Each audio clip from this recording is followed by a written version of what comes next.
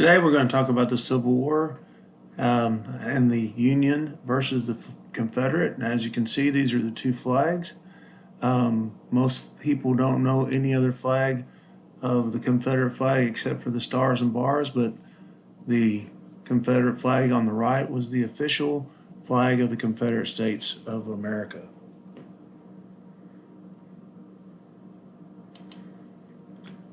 Civil War in Texas.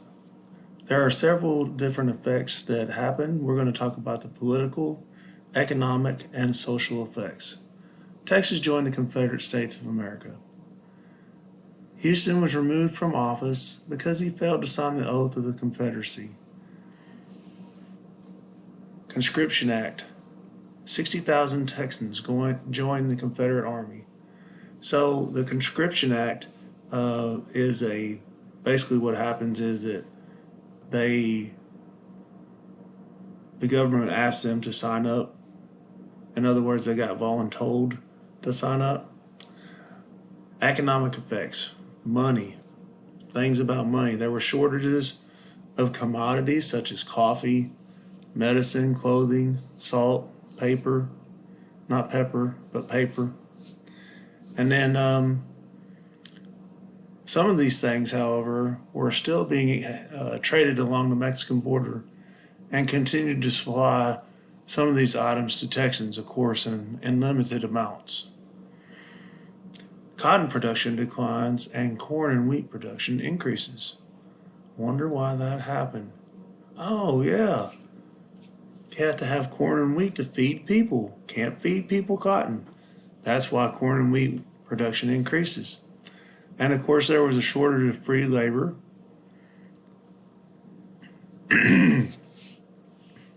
And inadequate production in agriculture and business.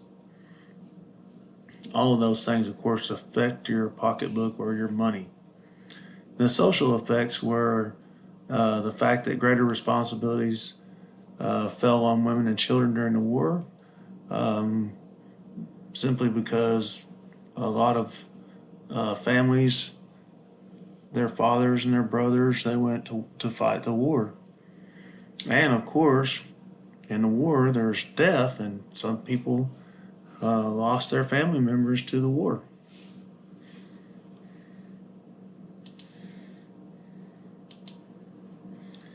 All right, as you can see, this is what your map should have looked like when you were doing your map activity. The red line indicates the Union and Confederate boundary. The free states are in blue, territories are in light blue, and slave states are in brown. However, West Virginia, Kentucky, and Missouri fought on the side of the Union.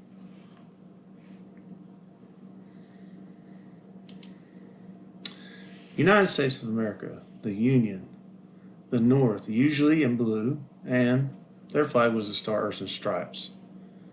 Confederate States of America, also called the Confederacy, the South, usually in gray or tan, stars and bars. All right, cause number one of the Civil War, sectionalism.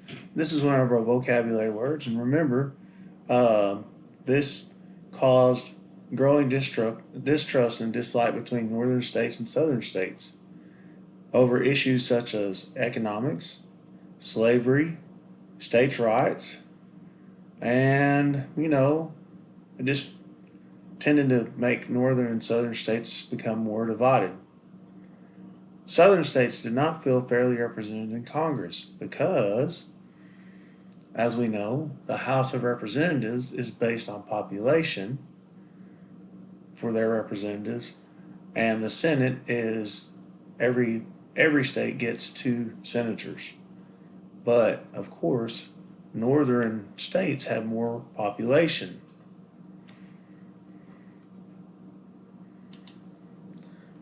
All right, in the South, there was a long growing season, great for agriculture, mainly cotton. It was easy to find transportation to Europe ports to have cotton made of cloth. So there was no need to develop factories. And with slave labor, the rich could produce even more. Okay? because they didn't have to pay slave labor. They worked for free. And the less that you spend on slaves, the higher your profit. The North did not have an extended growing season like the South. However, waterways powered the factories, which hired workers and enriched cities. And they had a cheap labor force also, because immigrants worked for almost nothing, so there was no need for slavery in the North. And anti-slavery sentiments began to grow. Cause 2, tariffs. Because the United States was young and could not afford to go back to war, they passed the Embargo Act of 1807. It says that America cannot trade with any other country in the world. Well, usually when you build a wall up around yourself, bad things happen. And bad things did happen because they realized that this tariff was a terrible mistake. And then they went and almost went bankrupt. After that, they passed the Non-Intercourse Act of 1809 that said they couldn't trade with Britain and France. Of course, they could trade with anyone else in the world, but not Britain and France, because that was their main competition. This act helped the United States industrialize, and most of this industrialization happens in the North due to fast-flowing rivers, which powered all of their textile plants.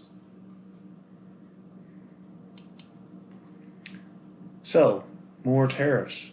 Coach, why more tariffs? Well, you have to understand, tariffs were placed on items so they could protect the businessman in the United States. So these protective tariffs included the protective tariff of 1816, because after the War of 1812, the North industrialized and passed the protective tariff to stay competitive. However, the South imported most goods from Europe, so they were hit the hardest. Okay, so here's the effect of a protective tariff. In the United States, okay, American-made cloth sells at $6 per roll. In Britain, British-made cloth sells for $5 a roll in the United States. Okay? I'm sorry, in Britain. Then it's shipped to the United States, and because of that 25% tariff, okay, it adds $1.25 per roll, which makes that British cloth sell for $6.25 per roll. Therefore, the American-made cloth is selling at a cheaper price, and more people buy American-made cloth. Okay, tariffs. More tariffs, Coach. More tariffs. Well, all of these things continued to happen, and there was a debate, okay, in 1828. The Northern perspective, the way they saw things. Foreign goods are made more expensive, and people buy more U.S. goods, and then Northern industrial states profit from increased business. Okay, so because of the tariffs, the goods were made more expensive, and that, of course, we talked about this in the last slide, that made more people buy United States goods. Therefore, Northern industrial states profit from increased business and the protective tariffs. Okay, the tariff of 1828 is called the Tariff of Abominations because it was the highest in history, and Southerners were outraged. They refused to pay,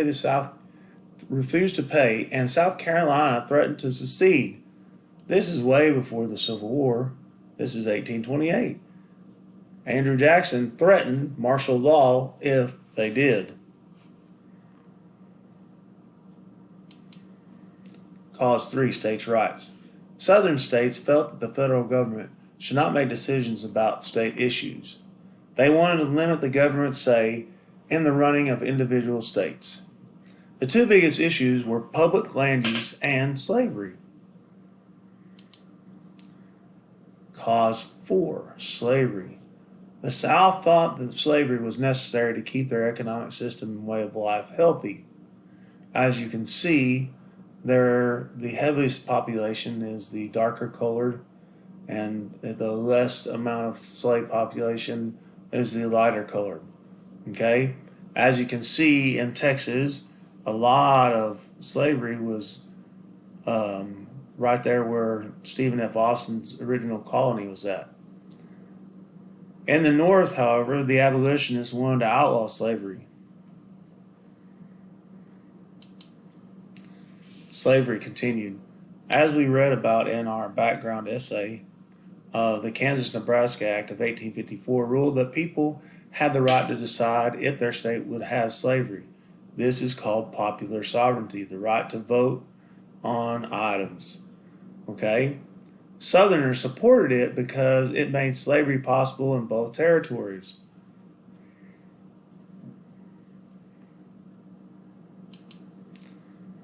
Slavery continued. Well, Dred Scott tried to win his freedom in court since his master moved from a slave state to a free state.